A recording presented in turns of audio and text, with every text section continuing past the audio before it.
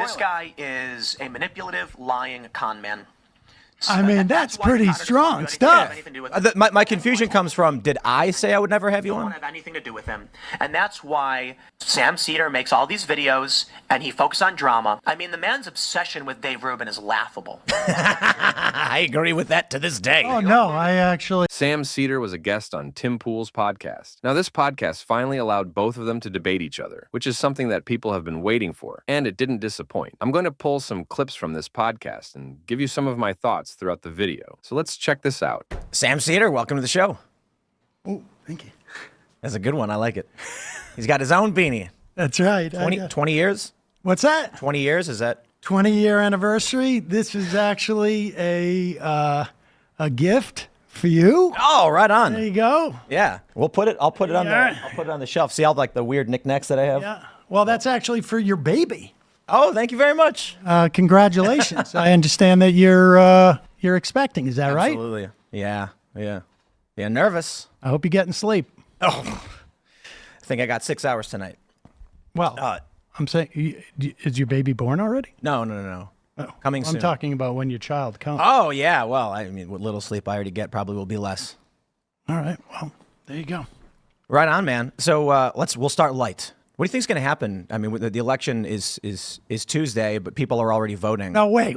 We got to talk about what am I doing here? Well, sure. I was going to start light, but you can go with whatever you want. No, I mean, it's light to me. But like, what? I thought I was banned. Didn't you say I was banned and blacklisted? Maybe. I don't know the specifics. You have to. There's something to that effect. Well, I can send you a link. But I got like. A little thing I want to note so far is that Sam Seder seems to be in control while Tim Pool's a little nervous. I teed it up here. It's hard for me to remember verbatim everything I said, but let's see what do we got here? I would say. Oh, I mean, you pretty specifically banned. Did I say no Sam Seder at all? Well, I think so. Here, wait a second. Trouble. Sam Seder's blacklisted by a lot of podcasts. Yeah. Did I say us? I'm not exaggerating. This is not a joke. Yes, there are many large podcasts that have outright said they will never work with him, and it has nothing to do with being afraid to debate him. Sam Seder's off the list. This guy is a manipulative, lying con man. I mean, that's pretty strong stuff. My confusion comes from, did I say I would never have you on? I don't have anything to do with him. And that's why Sam Seder makes all these videos, and he focuses on drama. I mean, the man's obsession with Dave Rubin is laughable. I agree with that to this day. Oh, no, I actually, I have a did I say reason for that. Did I say, of course. I say I would never bring you on? Oh, yeah, you did. Okay, I might have. I don't know if I have that specific video teed up. I might, though. I may have. I usually, if I get like heated or something, but I tend not to be as definitive on things like this. Well, it wasn't just that one time, too. When you went on Patrick Bet-David's show, you said the same thing. Well, but you know, it's true.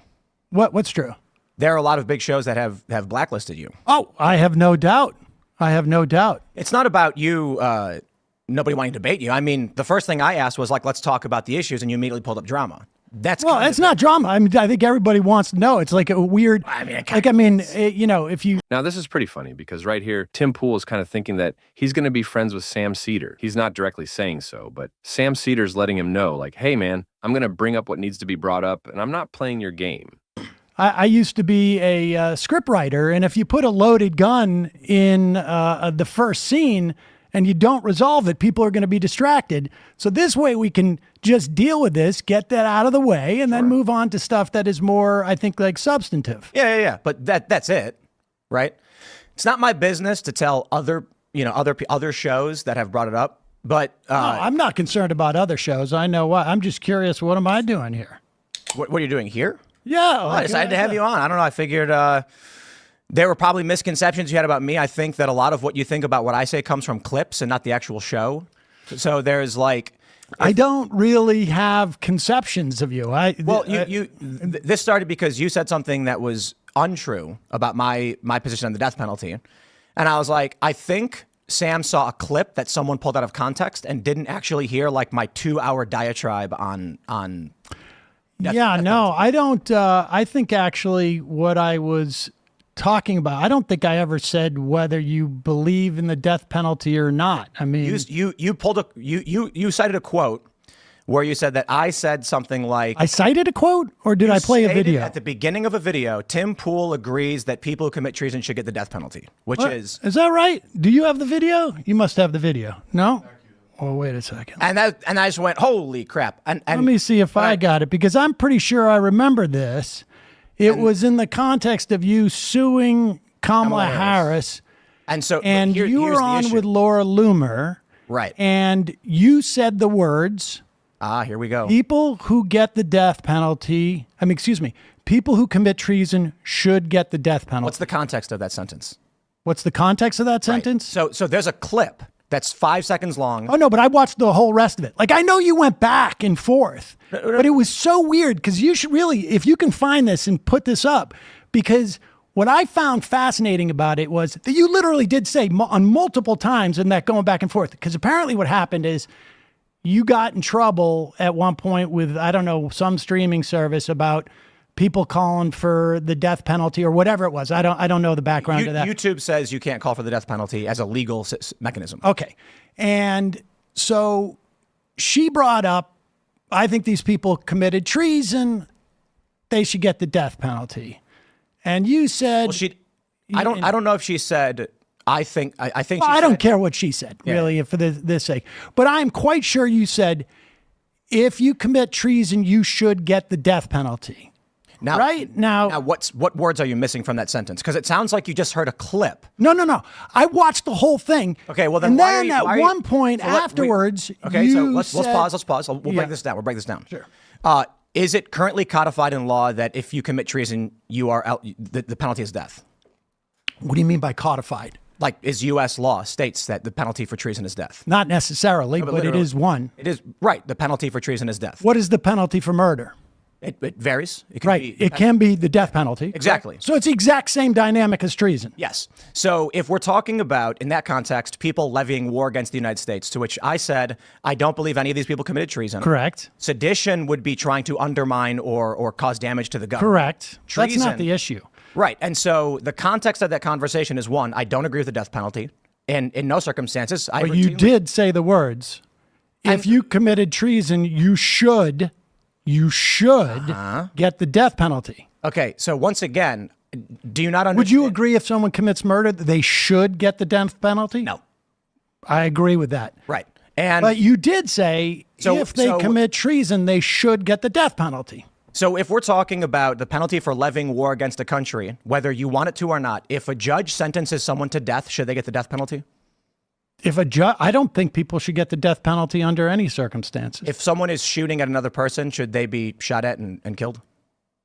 If someone's shooting at another person, should they be shot at and killed? If someone is committing an act of violence and actively, is it within the legal rights of a person to return with lethal force? You mean self-defense? Yes. I think so, yeah. Right now, whether you want it to or not, if someone robs a liquor store, should they go to jail? Should they go to jail? Under the current laws, regardless of your opinions, should the police arrest the person? Should the people arrest the person for robbing a liquor store? Yes.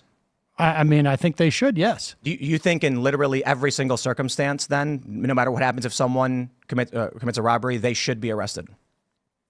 I mean, I suppose there could be extenuating circumstances, but yes, if you commit a crime, you should be arrested. So the clarification that I'm trying to make, it's not about, I don't think there's any real reason to try and go back and parse semantics.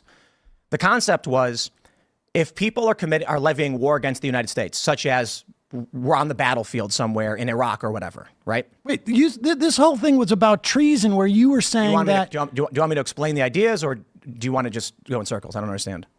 Well, I want you just to address what I'm talking about. I'm trying to. Instead of talking about war. All right, go ahead, please. Treason is levying war. Treason is levying war? Or providing aid to the enemy of the United States in a time of war. Well, it also, you can be, I mean, there's been people who have been charged with treason when we're not in an act of war, but yes, I guess. Now, before this video gets a bit off track, I wanted to talk about the start of this video, where Tim Pool thought this was going to be a chill talk with himself and Sam Seder. But Sam Seder instead brings up clips that have been said by Tim Pool. And Tim Pool just sees this as, oh, he's just talking, it's whatever. But one thing Sam Seder does is that he plays these clips of Tim Pool, saying stuff that probably makes Tim Pool feel a little uneasy, since Sam Seder's right in front of him now. And Tim Pool can't escape this kind of confronting because Sam Seder's playing clips of words directly said by Tim Pool. So Tim Pool can't change his words, which makes this debate much more interesting to watch, especially since he just fireballs this right as soon as the show starts, which is kind of hilarious. Now, this is just a taste of the podcast, so let me know your thoughts on this beginning part of this debate. If you enjoyed, leaving a like and especially a sub would mean a lot. If you want to see more videos like this, liking the video also helps me know you guys want more content like this.